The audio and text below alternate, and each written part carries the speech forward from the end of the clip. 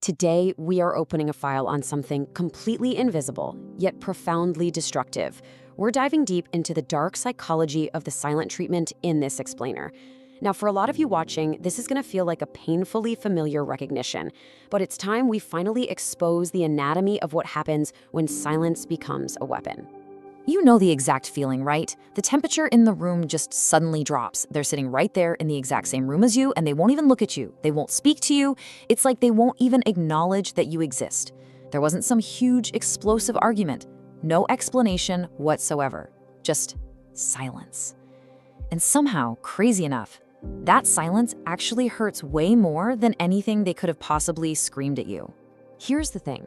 The silent treatment, it's not the absence of communication. It is the communication. It's a calculated tactic, deliberately designed to cause you maximum psychological pain. But, and here's the kicker, with maximum deniability.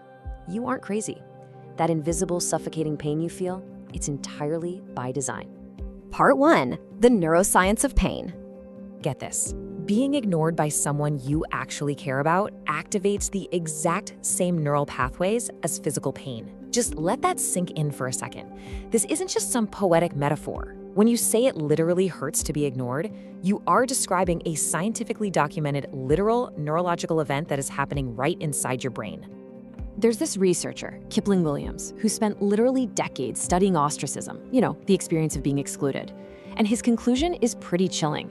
He found that, quote, even brief periods of being ignored produce measurable increases in pain, anxiety, sadness, and feelings of worthlessness. Decades of peer-reviewed science are validating your lived experience right there. So why does this happen? Well, this psychological weapon targets a fundamental biological need. We require social connection just as much as we need, say, food or water. It's absolutely crucial. So when someone subjects you to the silent treatment, they are effectively starving that biological need. And that triggers a devastating cascade in your body. Increased physical pain, spiking anxiety, and just this really deep, crushing sadness. Part 2. Anatomy of psychological control. Now, we need to clear something up. There is a massive difference between needing some space after a conflict and weaponizing silence as a punishment. Healthy withdrawal actually communicates a timeline. It sounds like, hey, I need some time to process this, but I will come back. The silent treatment, on the other hand, says absolutely nothing. It totally withholds any explanation or resolution, relying entirely on the devastating power of uncertainty. Because at the end of the day, an anxious person is a compliant person.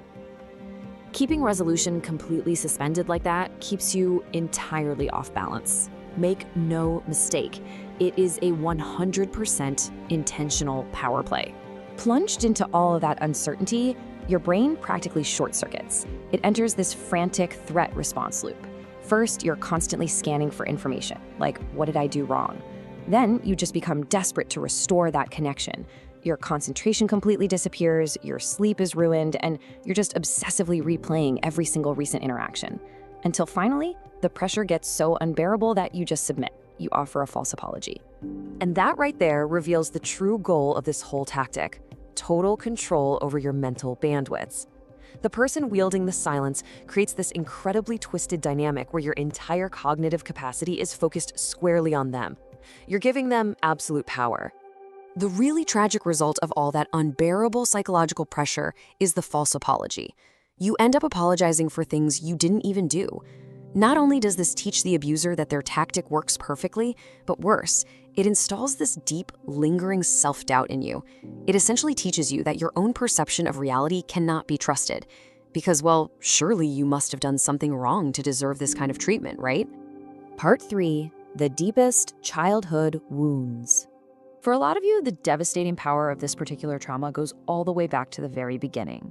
When a parent uses silence against a child, that child learns a heartbreaking lesson, that love is conditional. You see, a child literally cannot survive without parental connection, so withdrawing it as a form of punishment teaches them that their very existence can just suddenly become unacceptable. And the lasting generational damage from that is profound.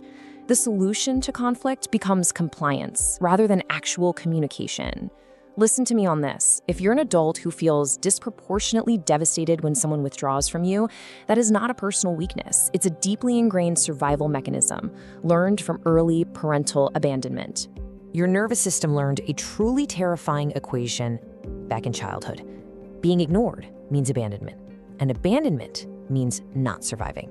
Part 4. Breaking the cycle.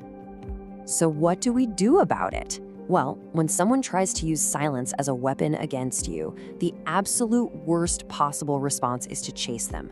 Chasing them just confirms that their tactic works. It actively rewards their emotional withdrawal by giving them exactly what they want, your frantic attention and your compliance. Instead, we're going to use what we call the disarmament framework. It's 3 highly structured, practical steps to just completely disarm the weapon. Step 1, name what is happening calmly and clearly. Step 2, give them the exact space they are pretending to need. And step 3, take care of yourself. This is exactly how you set an ironclad boundary without ever begging. In fact, here is your exact script. Memorize this. I notice you are not speaking to me. When you are ready to talk, I am here. Until then, I'm going to take care of myself. Do you see what that does? This response doesn't chase, it doesn't beg, it leaves the entire responsibility for their emotional withdrawal squarely on their own shoulders. And most importantly, it protects your peace. I want to leave you with this final, kind of chilling contrast and just let it sink in. Silence between people who genuinely love each other, it should feel like rest, not punishment. It should feel like safety, not a threat. If the silence in your relationship feels like a weapon, well, that's because it is one. Trust your perception on this. You are not overreacting and you're not crazy. And now you actually have the tools to recognize it and disarm it. If opening this file brought you some clarity today, I invite you to subscribe to Dark Archive. Every single week in these explainers, we expose forbidden psychology, buried history, and the dark truths they definitely never taught you in school. The archive is open. We'll see you next time.